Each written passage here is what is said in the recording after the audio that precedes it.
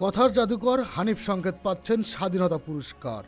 দেশের সংস্কৃতিতে অবদানের জন্য জনপ্রিয় ম্যাগাজিন অনুষ্ঠান ইত্যাদি এর উপস্থাপক ও নির্মাতা হানিফ সংকেত AKM হানিফ স্বাধীনতা পুরস্কার 2026 দেওয়ার সিদ্ধান্ত নিয়েছে সরকার।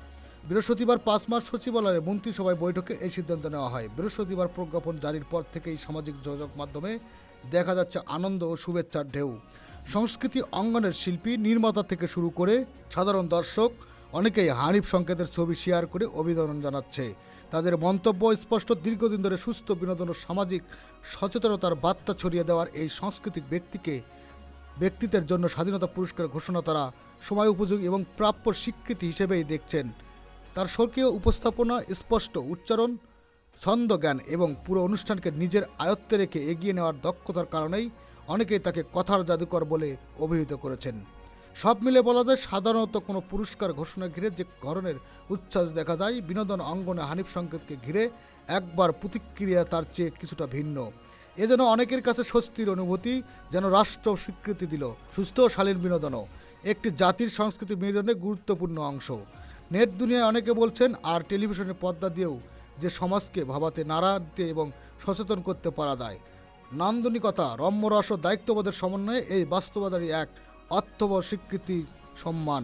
হানিফ সংকেত একাধারে উপস্থাপক, পরিচালক, লেখক, প্রযোজক, গায়ক, সুরকার ও গীতিকার ইত্যাদিতে প্রচারিত জেলাভিত্তিক গান, দর্শকের ভাষায় দলীয় সঙ্গীত এর বড় অংশে শুরু করেন তিনি।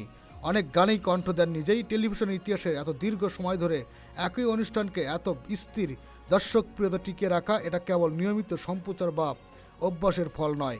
এর পেছনে আছে দর্শকের আস্থা, আস্থার পেছনে আছে এক ধরনের নৈতিক চুক্তি, পরিবার সহ বসে দেখার মতো নিরাপদ বিনোদন। সেখানে হাসি থাকবে কিন্তু অশ্লীলতা থাকবে না, ব্যঙ্গ থাকবে কিন্তু বিদ্বেষ থাকবে না, প্রতিবাদ থাকবে কিন্তু উৎসাহ থাকবে না। ফজলে লোহানী, বন্ধু ও অভিভাবক। হানিফ সংকেতের প্রথম টিভি উপস্থাপিত ফজলে লোহানী, যদি কিছু মনে না করেন এর সূত্রে, ফজলে লোহানীকে নিয়ে কথা বলতে গিয়ে হানিফ সংকেতের কণ্ঠে আজও এক ধরনের কৃতজ্ঞতা থাকে। আমাদের এক সাক্ষাৎকারে তিনি বলেছেন, ফজলে লোহানী ছিলেন একজন লেখক, সাংবাদিক, উপস্থাপক, একজন উদার হৃদয়ের বিবেকবান আধুনিক মানুষ। তিনি টেলিভিশনে প্রথম সুপারস্টার। একসঙ্গে দীর্ঘদিনের পথ চলায় তিনি হয়ে উঠেছেন আমার বন্ধু এবং অভিভাবক। 21শে পদক থেকে স্বাধীনতা পুরস্কার। হানিফ সংকেত 2010 সালে পেয়েছেন 21শে পদক। তিনি পেয়েছেন জাতীয় পরিবেশ পদকও ইত্যাদি, বহুবার মেরিল প্রথম আলো পুরস্কার, সেরা টিভি এই সম্মান, স্বাধীনতা পুরস্কার। এবার কাজের বিস্তৃতি পরিসরকে নতুন করে সামনে আসলো। অনেকের মতে এই প্রাপ্তি শুধু একজন ব্যক্তিকে সম্মান জানানো নয়, এটি টেলিভিশন নির্ভর সাংস্কৃতিক চর্চা, গণমানুষের ভাষা ও সুস্থ বিনোদনের প্রতি রাষ্ট্রের আনুষ্ঠানিক স্বীকৃতি। বিভিন্ন বিনোদন নিউজ পেতে আমাদের চ্যানেলটি সাবস্ক্রাইব করে পাশেই থাকবেন। ধন্যবাদ।